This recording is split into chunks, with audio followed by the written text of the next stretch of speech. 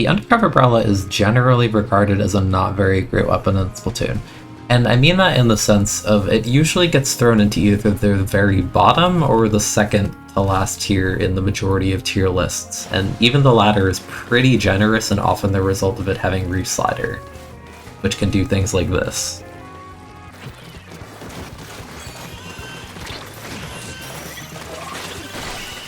Very cool. But that's not exclusive to Undercover, and there's often, much better weapons like Dreadringer that, yes, do different things, but they'll offer a bit more than what Undercover offers at a glance. But what exactly makes Undercover so bad, and why do I like it so much despite it being one of the weaker weapons in the game? Today we're going to be talking about Undercover Brella, this one specifically, not the other two kits, those are stories for another video. So let's start with the main weapon and talk about what is good about it. Undercover Brella is very ink efficient, having 25 shots in an ink tank by default, which is pretty high. Its paint output is pretty good, and it's generally going to put out high turf numbers between the ink efficiency and the amount of paint it puts down per shot. The main draw of the weapon is that you can shoot while the shield is up, which provides a form of protection while painting and fighting. It's far from perfect and often susceptible to jank and latency and AoE amidst many other issues, but it is worth noting because that is the main gimmick of the weapon. Also of note while we're here is that Splatoon 3 did buff Undercover to have increased jump height while shooting, so you can get surprisingly high with this if you're not used to it or haven't played the weapon before. With a lot of other weapons, when you jump while shooting, you won't, get the highest of jumps, but some weapons, specifically, like Squiffer, Undercover, you do get like the full jump height, so that is worth noting. Another thing to note is that while holding open shield is very useful, your strafe and movement speed are actually slightly higher when the shield is down, so sometimes you might want to put it down for the sake of movement and release it just for a second. You can try tapping the shoot button while shooting and walking sideways in the training room versus holding the button down, and you'll clearly see the difference for yourself. However, unlike other Brellas, Undercover's ink efficiency is the same whether or not you have shield open, so you can go crazy in that sense. But it is a pretty good thing. Undercover also has a unique mechanic among the Brellas where if you get a Splatner assist when your shield is gone or broken, it'll regenerate without you having to wait the full duration. Granted, that duration isn't very, long, but getting a reward for doing things while it's broken is pretty useful. So you get rewarded for outplaying people. Sometimes. Sometimes you'll hear the shield regenerate, you'll die, and it's a trade, so that's unfortunate. But you do get rewarded for baiting your teammates to compensate for your not-so-stellar offensive capabilities. The weapon is also lightweight, so its mobility is pretty good for what it is. So those are some pretty nice things to say about the weapon, but now we need to talk about what makes Undercover pretty bad, since all those things sound pretty good. To start, Undercover Shield has very low HP. It is pathetically low and often gets 1 to 2 shot by most relevant non-shooter weapons, such as swords, buckets, blasters, amidst other things. Undercover also has one of the worst kill times in the game. If I'm not mistaken, it might actually be the very worst, beyond, weapons that have charge time, but those have a million other ways to compensate for that. The weapon's maximum damage is 40 per hit, but you might even be hitting people for damages as low as 12 or even lower than that when you keep fall off in mind. Not great.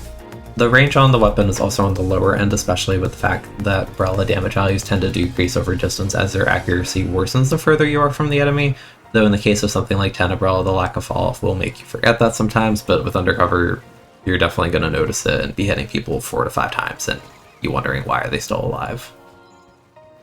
Though intense case, we're going to be talking about that in another video. So with all these weaknesses in mind, it's pretty easy to see how Undercover can get overwhelmed between its shorter range, its horrible kill time, the lack of shield durability. So you might be questioning, how are you ever going to really be winning fights with this thing? And what makes this kit specifically work so well then? Well, first I want to take a brief detour to Splatoon 2, where the weapon was first introduced, and the first kit it got in Splatoon 2 was very similar to the one we have now. In that game, it was also Inkmine, but had Splashdown. Splashdown was often regarded as the worst special in the game by many competitive players back then, but it did have the upside of being extremely cheap on Undercover at 150p, and it actually did have some good synergy. Undercover as a main weapon can use its lightweight status, good ink efficiency, and effective paint and shield to get into positions to make Splashdown potentially more useful while being safe with good play. The shield can allow you to chip your opponent down and potentially use Splashdown to finish them off. or, you know, act as sort of a panic button once it has been broken. Inkmine itself is an incredible sub-weapon for Undercover because it allows you to set up in areas and use the chip damage to compensate for the weapon's atrocious kill time. You're basically a walking bait weapon that's outputting a ton of bait, and when you bait people into giving into their animal instincts to chase you because, oh, you're a stupid bottom tier, I'm a better weapon than you, I'm gonna teach you a lesson and walk at you because I have no respect for the weapon. Yes, sometimes things get funny really fast with this thing. Now, in Splatoon 3, the inherent synergies of Undercover, you know, with the kit in Splatoon 2 are very similar. However, instead of just vanilla Splashdown, we have Reefslider. And this itself is a massive upgrade in many gameplay senses, not just because, you know, on paper Reefslider is a much stronger special than Splatoon 2 Splashdown was, but we're going to be looking at the damage values to really put into perspective what that is. So in Splatoon 2, the damage values for Splashdown at the furthest ranges were 55. And it would be 70 if you're a bit closer, and I forget the damage value, but it would OHKO you if you're directly on top of it, but that's not, you know, the most relevant thing here. And these could potentially combo with Undercover as a main weapon, Inkmine, but Reefslider's damage values and range alongside invincibility while traveling and the ability to do more than just go up and down are so much better for Undercover. Reefslider's damage values are much simpler. It does 220 maximum when you run someone over, not the most relevant for what we're talking about, but worth noting. It does 220 at the center of the blast, which is extremely good, and this also kills through spawn armor, by the way, so keep that in mind when you're overextending like an absolute gremlin, the enemy spawn and putting beacons or Inkmines down, sorry. But the 55 damage from Splashdown was kind of, it came a bit short sometimes because, again, Undercover does 40 damage maximum, so 40 plus 55, 95. Barely don't get the kill. However, Reefslider's damage is 70 on the sour spot. That's a big number. 70. So remember, Undercover's existence is often just painting and baiting the enemy, but 70 damage is really worth noting because you're putting down a lot of Inkmines with this thing to hold space and punish people for committing to areas. Yeah, Inkmine itself, that does 35 or 45 damage depending upon your distance when you walk over it. That easily combos off the 70 damage of Reefslider. So you can very often set up checkmate-like scenarios with Inkmine, and even potentially hit people with the main weapon 1 to 2 times and then kind of pop the slider to finish them off. And that's very easy to do because the shield protects you for that short period while you get those shots in, and it's easy to chip people down. To me, this combo, especially since Reefslider used to do, I think, 60 damage on this higher spot, buffing it to 70, this buff works really well for Undercover on a gameplay, you know, loop. And for fun level, it's very fun to be like, yes, I am a very bad weapon, but I have a genuine game plan, and we're gonna be playing a silly little game where I can bait as many people as possible, combo as many people as possible, make them weak for my teammates. It's very fun coercing people into giving into your little traps only to pull the rug under their feet as they realize, oh, I got hit 1 to 2 times and you're glowing, so the Reefslider already painted beneath my feet and I'm going to die. And I'm sure you've seen that a million times in the background footage of this video. Now obviously it's not some foolproof strategy because otherwise what are we doing all the way down here? You have to keep in mind stage geometry when it comes to Reefslider, and you want to try and limit the opponent's escape options so they don't just, you know, hide behind a piece of geometry or block and punish your end lag because you decided, oh, I'm going to let it rip, and then you have your end lag in the open, suddenly 4 people are pointing at you and your team is now playing a 3v4. When Tactical Lure is active for the enemy, it's extremely easy to react and just jump out against Reefslider. However, sometimes the value you get is worth it, so it's something to keep in mind contextually in the context of a match. Just like how if you're this far into the video not subscribed, you should do that. Go do it.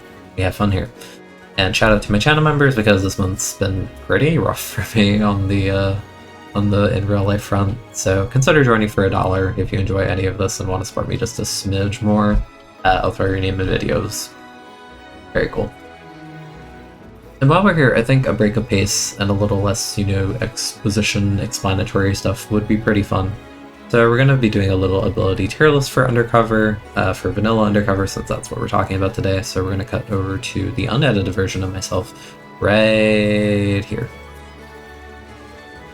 Hey, what's up? It's the unedited part of the video, and by unedited it means I don't have a script in front of me at all. This is just me talking. But yeah, this is just gonna be basically your gear ability tier list. Your desires for abilities on Undercover will generally vary by mode. I'll mention it specifically if you take a look at the list. I organized it so that we have specific spots for specific modes, but again, I'll talk about it as I talk about every ability. This isn't going to be like the most in-depth section of all time. It's mainly just going to be, quickly running through what I think is worth putting on a build for Undercover Brella.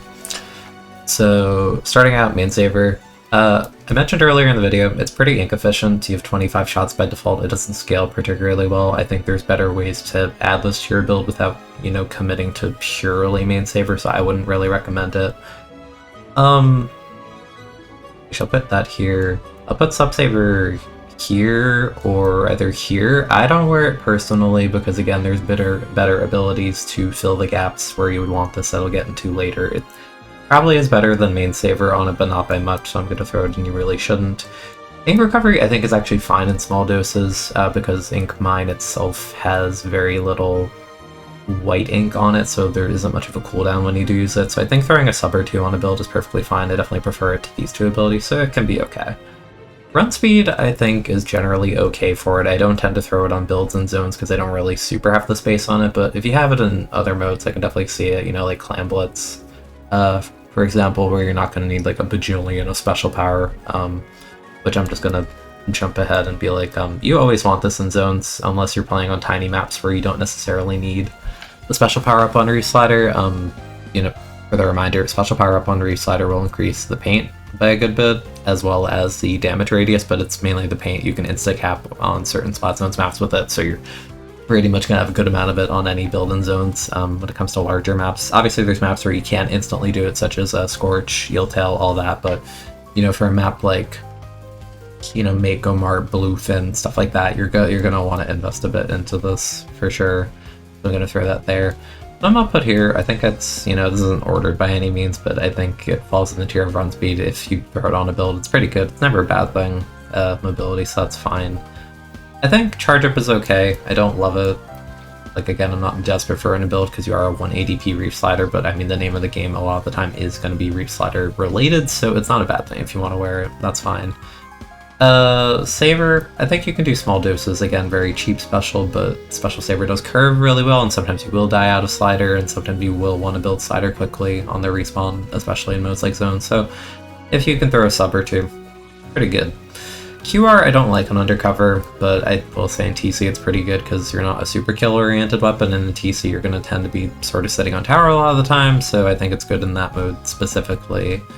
QSJ I really like, but it is a small doses ability. It scales well in small amounts, so throwing on a sub or two is pretty good. I think pretty much every build I have always has at least one sub of QSJ. For reference, that's pretty good. Incra is sort of similar, throw a sub. I think it's fine a lot of the time. You might be an enemy ink a lot of the time, but I wouldn't go crazy on it. Just like a sub is fine, honestly. Sub power, I think, is actually a really good ability for it because you are a very kit-dependent weapon, and Ink Mine is going to be your best friend when we get into other abilities for it later. And sub power on Ink Mine will increase the radius as well as the tracking duration of your Ink Mine. So, consider how many mines you put down. Consider the fact that you're going to get more value out of like pretty much all of them, even by like a smidge, just by putting so many down. It's a really good ability for Undercover. Big fan. Sub Resist, again, small dose. You can throw one on a build to not get comboed by stuff like Spot Bomb on Bucket as easily, things like that. I like wearing a sub on a lot of builds, so why not?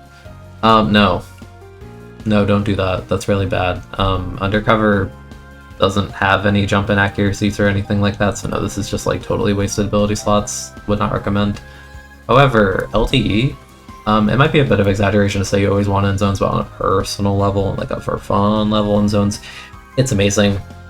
Because all the things I mentioned about ink recovery and sub-save and main save, LTE, once you get to those overtime ranges, or even like the enemy pushing down to like 50 and below, you'll pretty much get all the value of these abilities in one ability slot, and Ink Mine is really good because Ink Mine actually curves well with Sub-Saver. I think that was a buff in Splatoon 2, so it'll curve pretty well, and it has very little white ink, so it'll go really well with Ink Recovery and Sub-Saver together, and LDE kind of gives you the best of both worlds while also offering the main saver that you don't want to waste ability slots on. So LDE is like S tier ability because you basically have like Ink Mine mode once you have full LDE on the table, and you will basically never run out of ink, and that's really, really good. That's good. Comeback, I'm not a big fan, but I mean, it's fine. Actually, you know, for other modes, so I'd say it's like better. You can stack comeback with QR in TC. Although I could say you could get away with comeback on modes like Clan Blitz, that's like fine too. I don't really have builds with it, but I mean, if you want to do it, it does offer, you know, this and this and this and this and this and this, albeit temporarily, but you know, it's fine. It's good. Gambit is funny, but definitely not. You know, it's not a killing based weapon. Yes, you can get assists. Yes, you can farm. Yes, the mobility is fun on Undercover, but like, you're not really gonna chain kills fast with this thing. You might drop 20 bombs with this, but it's like a very slow burn. So I wouldn't recommend this. Tenacity, don't do it. You're so inefficient.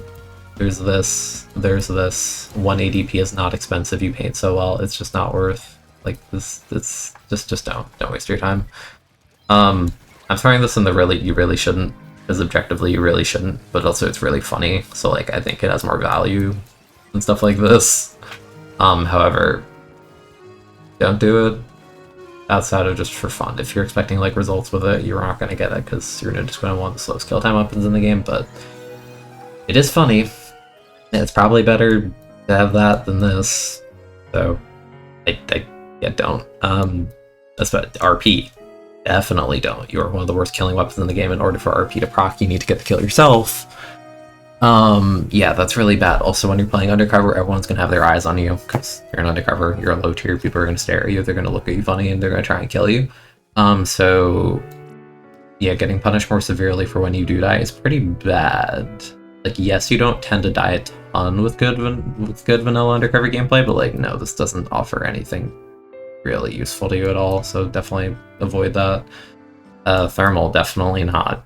Yes, your kill time is slow, and yes, you're going to dink people with the main weapon, but you're not really abusing the fact that you have this. Like, Thermal's generally a pretty underwhelming ability, but especially in Undercover, like, this is not a directly kill-based weapon. You're not going to see a guy and then just, like, run up to them and win kind of thing. Like, nah, just don't. Haunt, again, you're not really a kill-based weapon. In order for Haunt to proc, you need to get the kill yourself. I wouldn't really recommend it. Probably in the tier, honestly. It's pretty horrific.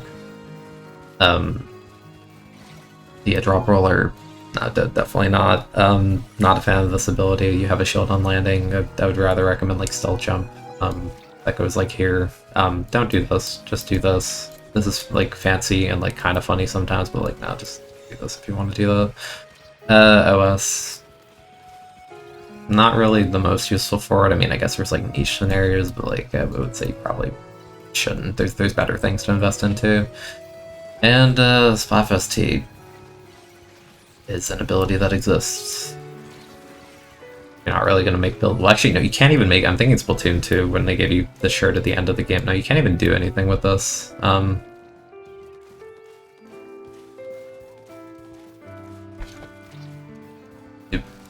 That is not what I meant to do. NA.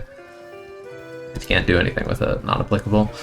And yeah, let's take our little speedrun of abilities on Undercover. These are amazing in zones. These are pretty good, and I wouldn't knock you for wearing that. This is okay in TC. You can have a few subs of these, and that's fine. Don't do these. Really don't do these. And if I see you wearing these, I'm immediately judging you. And this you can't do outside of Splatfest. But even if you had this in Splatfest, then you probably want some of these or some of these with it. So that's pretty cool. Anyway, yeah, that's it for the unedited part. Goodbye. Go back to the main video. Well, that was a lot of information about one of my favorite bottom tiers in Splatoon. But I felt sort of compelled to do this because as much as it is easy and simple for me to just, you know, get some decent X-rank games and kind of compile them together and throw them in a video and upload it, I really do like this damn thing, and sometimes I want to have videos where I kind of talk a little bit more, and eventually I do want a 10-star for that really sick-looking badge. So I've been playing it a lot more again lately and sort of remembering like, oh wow, this thing's actually really fun. So if you enjoyed this video, want more than that, subscribe. Again, it's free. Join the streams. I do it now and again on Twitch/YouTube. Haven't really been able to this month because again, real life's been kind of hectic and busy and painful for me, so you know, tough. But I will be doing it again, hopefully a bit more in August, September. So we'll see in regards to that. That's also free. I'm feeling very generous. No, but seriously, thank you for watching the video all the way through. I do get comments sometimes, now and again, from people saying like, oh, I really like your voice, it's really calming, I like passing out to your videos. They're all very nice, they're very sweet, I love reading those. Anything of that sort tends to be among my favorite comments. But all comments are good, honestly, I appreciate any of that, because algorithm, go burr. Nah, but it is fun just reading through what people say sometimes. I really, it does make me a bit happy sometimes just reading comments, and it's just like, oh, like, you know, they're like, oh, I love this thing is my favorite, or oh, this is really funny, or like, oh, you know, those, so it's anything. It's really fun. So I'm glad to be able to make content like this when I can, even if it is a bit sporadic, it's a bit mood-based. I'm not always in the mood to talk about this game, but, you know, I have fun doing it, so whenever I'm down for it, I'm always willing. Anyways, it's been Keen. That's my ramble. I'll see you in the next video. You know, maybe more Undercover. Maybe something new like the new tent. Either way, we'll be covering it all eventually, I'm sure. And yeah, see you next time.